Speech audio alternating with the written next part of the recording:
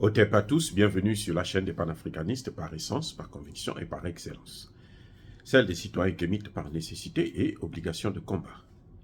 Nous sommes une chaîne qui n'est guidée que par nos ancêtres et rien que par les ancêtres qui appartiennent à l'égrégore du monde noir. Par conséquent, nous ne croyons en aucun Dieu venu de l'étranger. Toutefois, cette vidéo n'est aucunement destinée à inciter à la haine ou à la violence, car nous menons un combat qui est d'abord et avant tout spirituel, intellectuel et démocratique.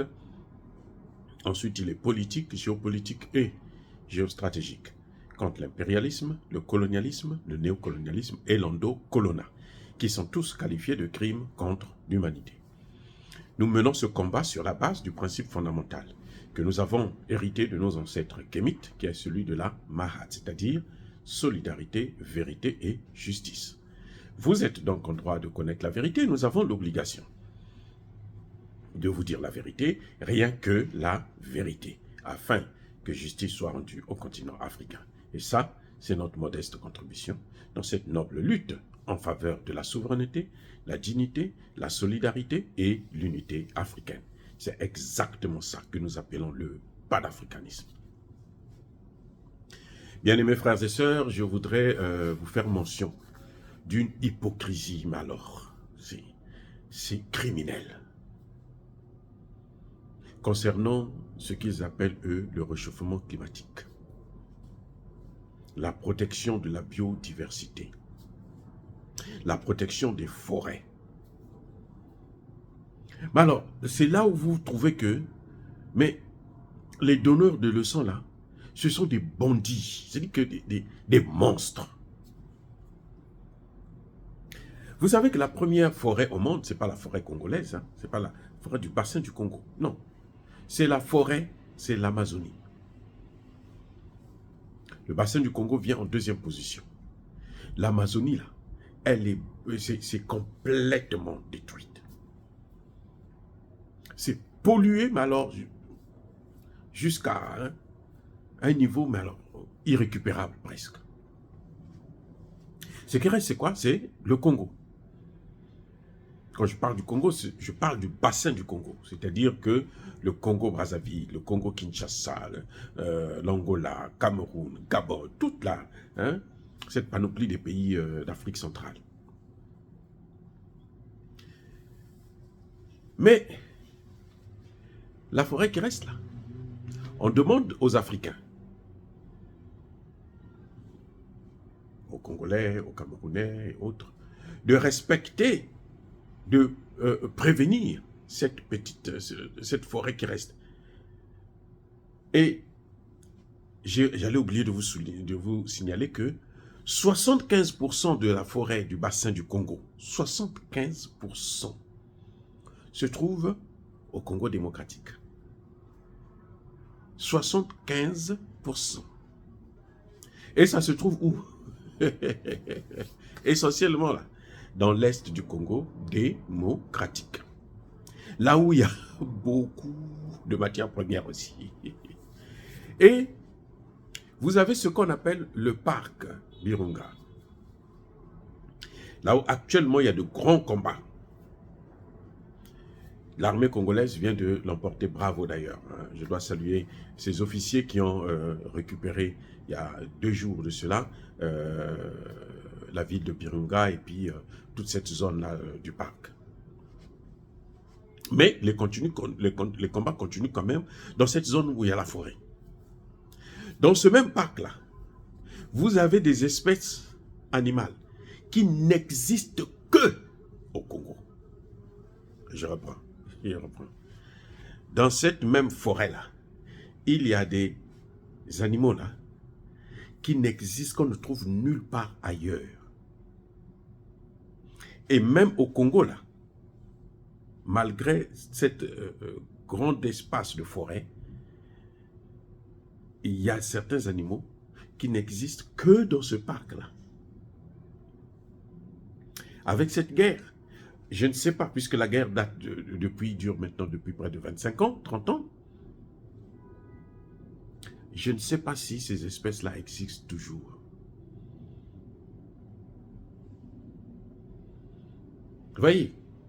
Mais on nous dit Qui nous dit ça? Qui nous dit qu'il faut protéger la forêt? Que nous devrons, on nous dit d'ailleurs, il ne faut pas utiliser les énergies fossiles. Ok, très bien. Non, on ne va pas utiliser les énergies fossiles. On n'a pas un problème avec ça. On ne va pas utiliser les énergies fossiles. Mais, vous savez ce qu'ils font? Ils viennent détruire la forêt. Eux-mêmes, tous ceux qui soutiennent le Rwanda, qui lui-même soutient le M23, sont les destructeurs de la forêt. Ils ont détruit d'abord par l'industrialisation. Et vous savez, l'Afrique ne pollue qu'à hauteur de 4%. Ils ont pollué parce qu'ils sont très industrialisés, en utilisant, bien entendu, les fameuses énergies fossiles dont on nous interdit d'utiliser maintenant, pour qu'on ne se développe pas. Très bien. Jusque-là, on peut se battre, on peut tolérer.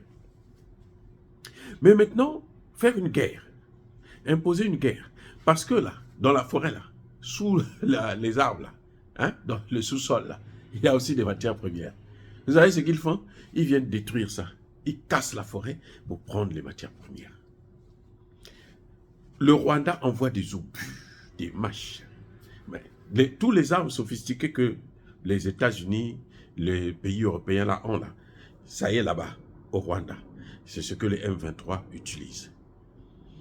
Actuellement, comme il y a eu une montée, une prise de conscience de la jeunesse congolaise, ce qu'on appelle les Wazalendo, les patriotes nationaux, alors le Rwanda, chaque jour, envoie encore plus de militaires pour venir détruire la forêt. Chaque jour, aux yeux et au su de la France, des États-Unis, de la Belgique, de l'Allemagne, de l'Angleterre, tous ils le savent. Personne n'a déjà osé condamner, sanctionner le Rwanda. Parfois, quand ils condamnent, c'est du bout des lèvres. Mais ils ne sanctionnent pas pour que ça ne s'arrête pas. Ils ne sanctionnent pas parce que s'ils sanctionnent, ça va s'arrêter. Donc, on ne sanctionne pas. Et on est en train de détruire la forêt. Et les Africains se réunissent à Brazzaville pour voir dans quelle mesure ils peuvent protéger leur forêt. Qui vient donner des leçons? C'est Emmanuel Macron. Il faut protéger la forêt. Il faut protéger la forêt. Mais l'essentiel de la forêt, là, 75%, les 3/4 de la forêt du bassin du Congo se trouvent au Congo démocratique, là où il y a la guerre. Et la guerre, c'est la guerre des Occidentaux contre les Congolais pour piller les matières premières du Congo.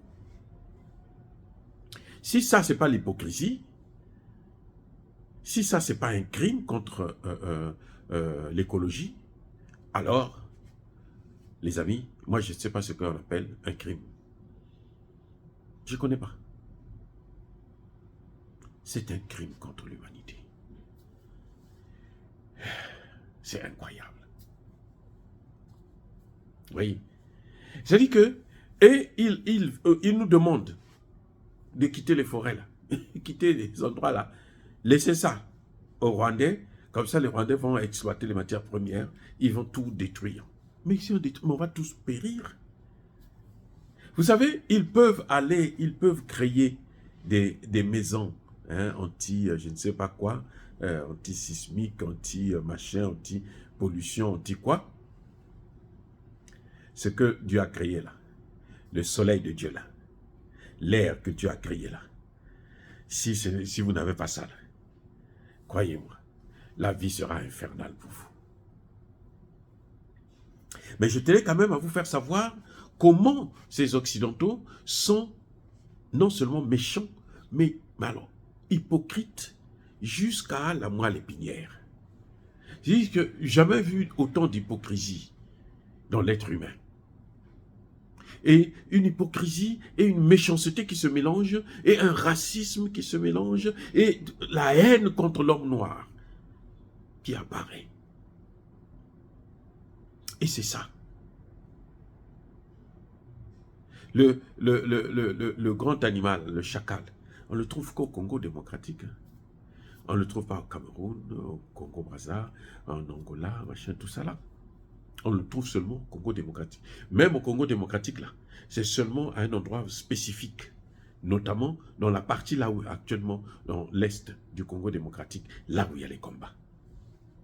C'est pas sûr qu'ils existent. Vous savez, pour avoir grandi au village, nous savons que les éléphants, là, quand vous faites trop de bruit, ils se déplacent, ils vont ailleurs. Ils vont loin de là où vous êtes là. Lorsqu'il y a des noms de tracteurs qui passent, qui font... Ils vont loin et très loin. S'ils ne meurent pas, bien sûr.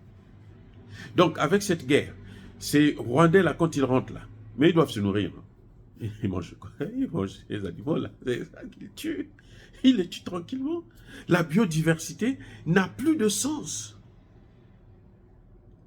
Et on voit les mêmes qui viennent donner dans, à cette rencontre-là de Brazzaville. Vous avez plus de leucodermes. Hein? Vous avez pratiquement le même nombre de leucodermes que des Noirs. Si même Emmanuel Macron vient, lui qui n'a pas de forêt, lui vient pour faire quoi? Il vient pour chercher des marchés. On est en train de parler de la protection de l'environnement. Lui, il vient pour chercher des marchés. Ah, donnez-moi tel marché, donnez-moi tel... Vous voyez, c'est qu'on se dit, mais est-ce que ces gens-là, ils réfléchissent? Ils se soucient pas, en fait, ils ne se soucient pas de leur génération future à eux. Parce que pour eux, là, c'est ce qui compte, c'est eux. Tant qu'eux, ils mangent bien, ils ont beaucoup d'argent, ils sont au-dessus des autres, ben, c'est l'essentiel. Le reste, là, ça ne les regarde pas. Donc, voilà, je tenais à vous dire que le débat sur la protection de l'environnement, sur la COP 27 et autres, sur tout ça, la protection de la biodiversité, c'est un faux débat.